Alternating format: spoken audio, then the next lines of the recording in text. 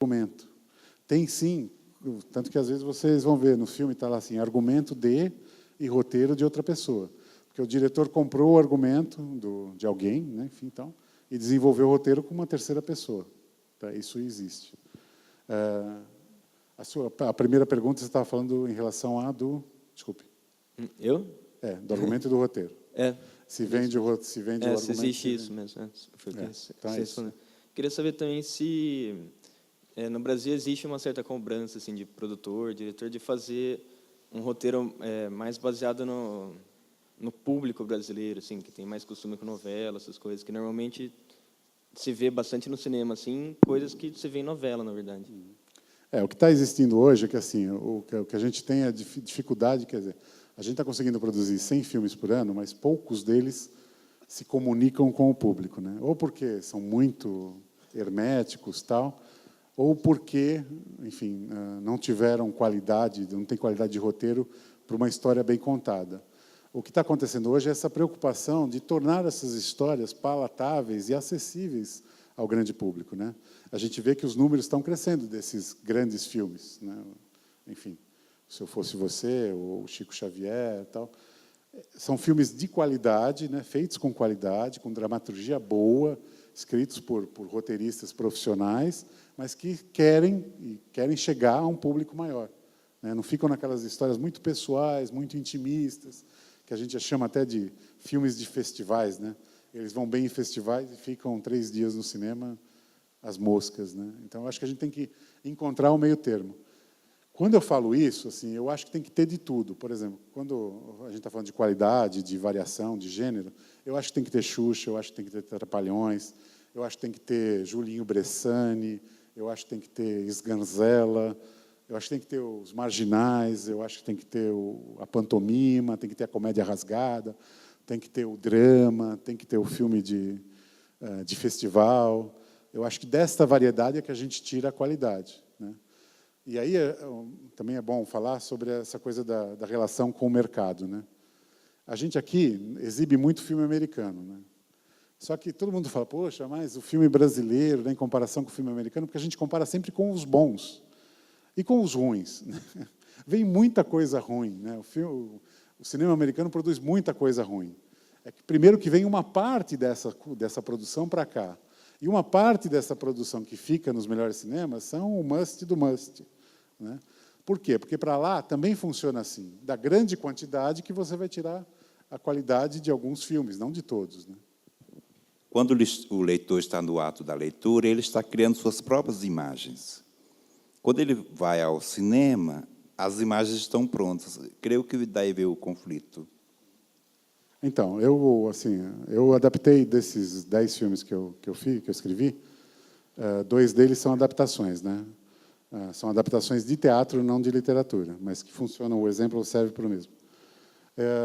Eu costumo dizer que a gente tem que ter o desrespeito saudável pela obra adaptada. Um livro é um livro, um filme é um filme, uma peça é uma peça.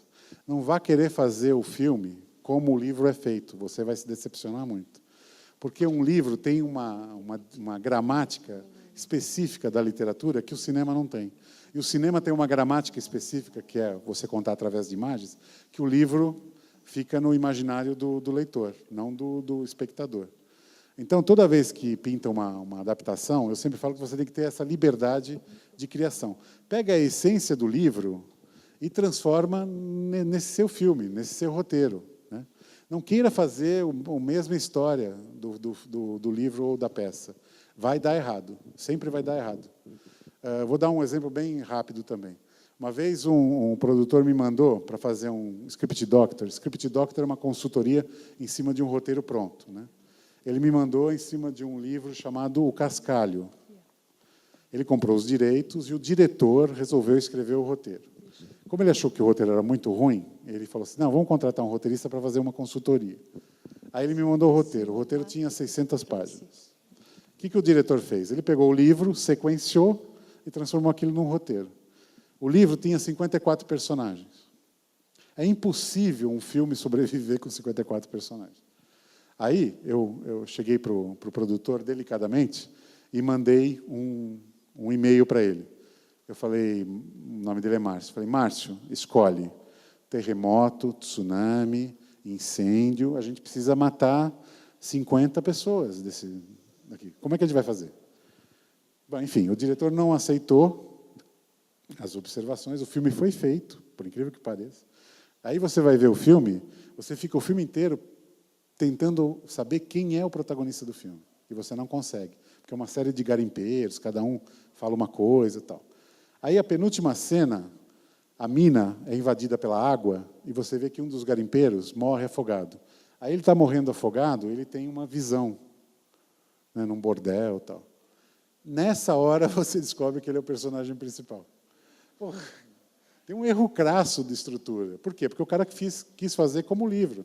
Mas o livro você tem a opção de voltar para trás, reler, não ler, pular, né, reler novamente e tal. Cinema não. Cinema são 2 horas onde você precisa contextualizar tudo isso, né? Então, pegue a essência da obra adaptada e recrie uma outra coisa, que não pode se chamar livro, não pode se chamar peça, vai se chamar filme. Né? Aqui, Moretti. Boa noite. Boa noite. Aproveitando esse gancho, gostaria de tirar uma dúvida. Meu roteiro foi vendido, foi comprado, e você vai fazer uma observação, sendo mais objetivo. Como vou receber, em cascalho assim, o valor desse material? Vou receber na vendagem ou vou ter ainda, durante a exibição, sendo transformado em filme, vou continuar recebendo durante as exibições? Não. Dá para esclarecer para mim isso? Dá. Você vendeu o roteiro ou você vendeu uma história para um... Vendi uma história para ser transformada em roteiro. Tá. Obrigado. Todo mundo pergunta, quando você está adaptando um livro, tal, se você, roteirista, compra os direitos do autor. Não, isso é o produtor. Né? Na prática, assim, o produtor tem que comprar os direitos da sua obra para adaptar para o cinema, e é só isso, ele vai te pagar pelo valor da compra. Né? Mas existe caso a caso, você pode negociar com ele e falar assim, bom, tudo bem, eu queria 50, mas como você vai me pagar 20, eu quero porcentagem da bilheteria. Então, eu me torno um coprodutor do filme. Ele pode te oferecer isso, ou você pode oferecer isso para ele. Só que isso é importante. Agora eu vou voltar para o caso do roteirista, como ele recebe. Quando a gente assina um contrato, a gente recebe 30% para escrever a história. No final do primeiro tratamento, a gente recebe mais 30%, ou seja, 60%, pela entrega do primeiro tratamento. E os outros 40%, divididos nos outros tratamentos a serem entregues. Essa é uma regra quase básica deste mercado. Existe essa coisa da coprodução? Por exemplo, chega o cara e fala assim, Dia, eu estou sem dinheiro, vai entrar nessa aventura? Eu falo, só se tiver com uma arma apontada na minha cabeça. Porque é muito ruim isso. O cara fala assim, não, mas eu vou te oferecer porcentagem no filme. Aí a gente precisa entender como é que é essa porcentagem. Só para esclarecer para vocês, vamos fazer uma continha redonda. Eu compro um bilhete do filme, vamos dizer que ele custe R$10, tá? A minha entrada. Desses R$10, a metade vai para o exibidor, o dono do filme. Então, sobram R$5. Dos R$5, a metade vai para o distribuidor, que é o cara que colocou o filme nos cinemas. Tá? Então, sobram R$2,50. Dos R$2,50, a produtora já fez um acordo com o diretor, geralmente é 30, 70, 60, 40. Vamos dizer que seja 30, 70. 30 vai para o produtor. Sobram 70 da metade dos R$2,50. Né? Aí o produtor fala assim, pô, estou te oferecendo 5%. Só que não é 5% em cima do filme, é 5% da porcentagem dele, né? Que dá uma merreca inominável. Né? O único filme que eu fiz isso foi o primeiro, Velho, que eu acho que eu recebi muito pouco, e aí eu tinha 5% em cima do filme. Estamos falando de um filme que já fez 15 anos, né? 15 anos? 15 anos. Se eu ganhei R$650, e olha que ele foi vendido para o mercado americano, mercado europeu, aceito em faculdades, tal, eu recebia todas as vendas dele. Aí ia fazendo a conta, descontando, e a produtora ainda tinha cara de pau, que no meu 5% ela cobrava taxa de administração. Aí é demais, né? Então, assim, se chegarem para vocês com essa oferta, só se for um filme do Daniel Filho, né? Aí você aceita na hora. Você sabe que vai ter uma renda bacana. Mas, na maioria das vezes, essa oferta ela é traiçoeira, ela não vai compensar o teu trabalho, o valor da tua obra, né? Tem que trabalhar por um dinheiro decente, né?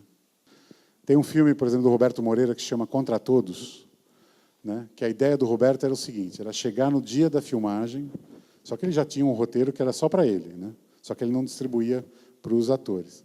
Ele chegava no dia de filmagem, explicava a ação para o ator e falava, vê o que você faz. E o cara improvisava lá, tal, e isso ia sendo trazido para o filme, né? Mas essa, se a gente for contar, essa é uma exceção do processo normal. O processo normal é ter roteiro e tal. A diferença de roteiro estrutural e roteiro literário é que, assim, em documentário, você usa roteiro estrutural que te dá a estrutura do filme antes de você sair para a gravação, que a gente pode chamar de pré-roteiro também. E depois você faz o pós-roteiro.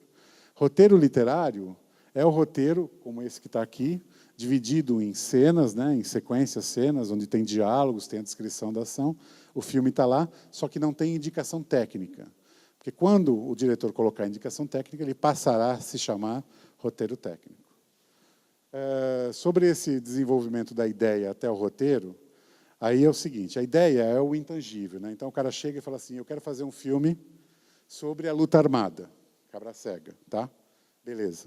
Então eu preciso construir uma storyline, uma sinopse, um argumento para esta ideia, né? Aí chama um roteiro, chama um roteirista, no caso foi isso, né? O Tony queria falar sobre luta armada. Eu falei, bom, então eu vou construir um argumento que envolva a luta armada, né? Um cara que está participando da luta armada numa situação trágica. Ele está ferido e precisa ficar preso dentro daquele aparelho enquanto a sua organização está sendo dizimada do lado de fora. Essa era a situação, a storyline. Aí fui para o argumento e contei toda a história do argumento. Com o argumento em mãos, aí você pode participar, inclusive, de editais e concursos para tentar arranjar grana para bancar o roteiro. Nesse caso, não. Nesse caso, já fui direto para o roteiro, ele me pagou uma grana e eu comecei a escrever o roteiro. Então, esse é o passo a passo. Aí você vai falar assim, mas quando você está escrevendo, você faz todo esse passo, ideia, storyline, sinopse. Não, eu já vou para o argumento. Eu não preciso falar da ideia mais uma vez. Mas a gente tem que tomar cuidado com essa noção do que seja argumento. Vou contar um outro caso aqui. Fui procurado por um diretor, e o filme foi feito, que ele queria que eu escrevesse um filme para ele. Aí ele me ligou e falou, Di, vamos jantar, tal, vou te pagar um jantar. Era um restaurante sofisticado lá de São Paulo. Tal. Falei, bacana, pelo menos vou jantar bem, né? Aí cheguei lá, o cara super animado, tal, estendeu um mapa astral em cima da mesa e falou assim, esse é o mapa astral do nosso filme. Eu falei, poxa, mas a gente nem transou ainda, né? Como é que...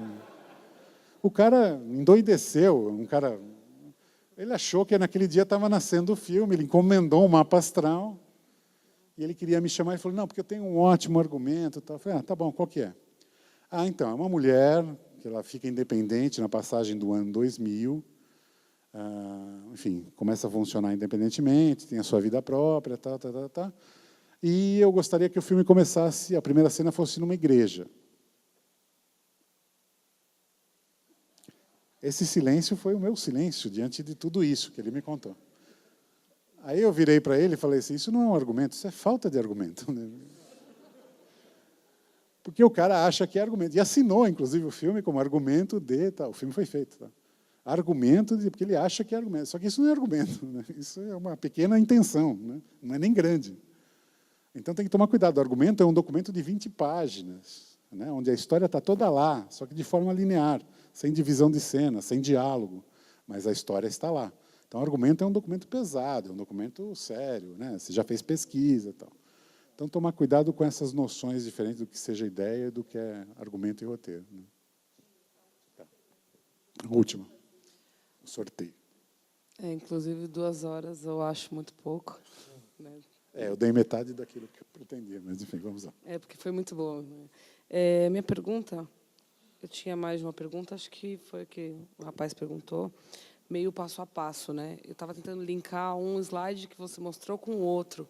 Colocar a ideia e